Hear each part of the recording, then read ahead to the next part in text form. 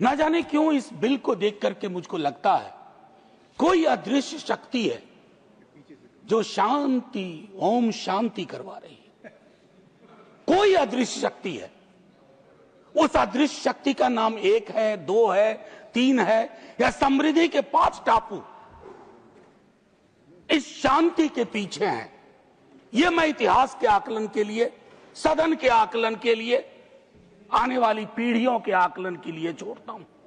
लेकिन इतना जरूर कहूंगा माननीय उपसभापति महोदय आपके समक्ष कि हमारा पूरा न्यूक्लियर प्रोग्राम ऐतिहासिक रूप से कुछ सिद्धांतों पर आधारित था। उसमें एक महत्वपूर्ण सिद्धांत था कि जहां रिस्क कैटास्ट्रोफिक होने की संभावना है वहां राज्य अनुपस्थित ना हो। मैं राज्य की अनुपस्थिति का दस्तावेज देख रहा हूं एक अदृश्य शक्तियों के प्रभाव में। मैं माननीय उपसभापति महोदय, दुनिया में बेस्ट प्रैक्टिसेस हैं। मैं छोटा उदाहरण दूं, चाइना का कंट्रीब्यूशन ग्लोबल न्यूक्लियर आउटपुट में 16% है, फ्रांस का 14% है, रशिया का 8% है। मैं 3 ले रहा हूं और इन तीनों में स्टेट ओनरशिप की प्रबलता है, प्रमुखता है। उसी के इर्द गिर्द ये पूरा प्रोग्राम है। हां, इसमें एकमात्र अपवाद है यूनाइटेड स्टेट्स ऑफ अमेरिका, जहां 80% निजी हाथों में है। American model can not be considered as the best practice model for my country, keeping in view the inconsistent position of a country called United States of America. अगर कोई अपमान होता है तो वो पक्ष का नहीं, हमारा भी होता है, इस देश का अपमान होता है। तो हमें वो चीजें रखनी चाहिए थी।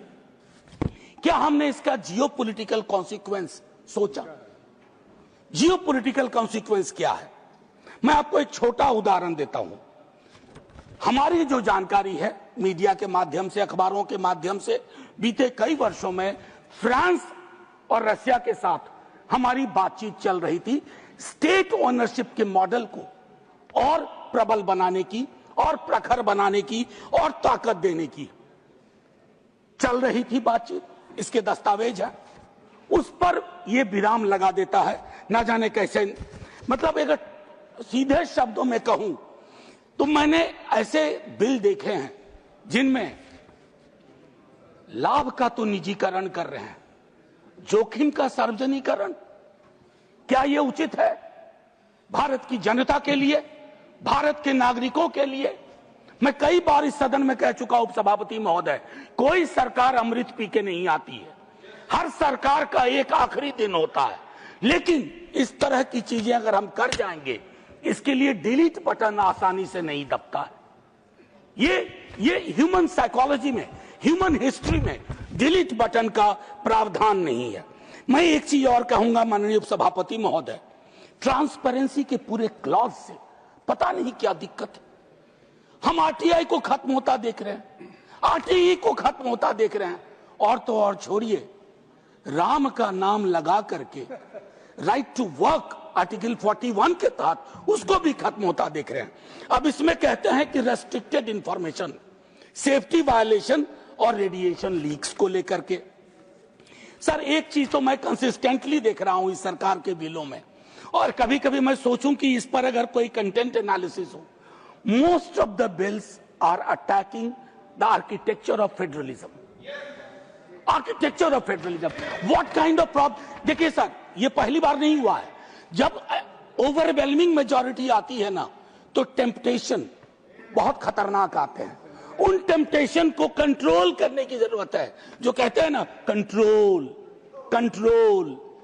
वो नहीं कर पा रहे हैं। नतीजे में क्या हो रहा है? Most of the bills surpass that, it's attack. अब मैं कहूं रिस्क लोकल है, लेकिन निर्णय कहां होगा? दिल्ली दरबार में। क्या यह विसंगति नहीं है? मैं तो तमाम दलों से अपील करूंगा, जो अलग अलग छोटे छोटे दल हैं। सर बस 30 सेकंड, नहीं 30 सेकंड। सर, आप तो इतिहास के छात्र रहे हैं।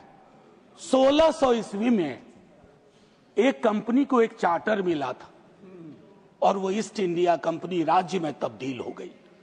मैं सिर्फ ये कहना चाहता हूं, मेरा प्राइवेट और निजी से विरोध नहीं है, लेकिन सर देश की सार्वभौमिक सत्ता, सार्वभौमिक आग्रह, सार्वभौमिक नियति, सार्वभौमिक मानदंड समृद्धि के 5 टापुओं के आगे जाकर के आत्मसमर्पण न कर दे, इसका बचाव इस संसद को करना है। एक नहीं, 2 नहीं, सब मिलके करेंगे।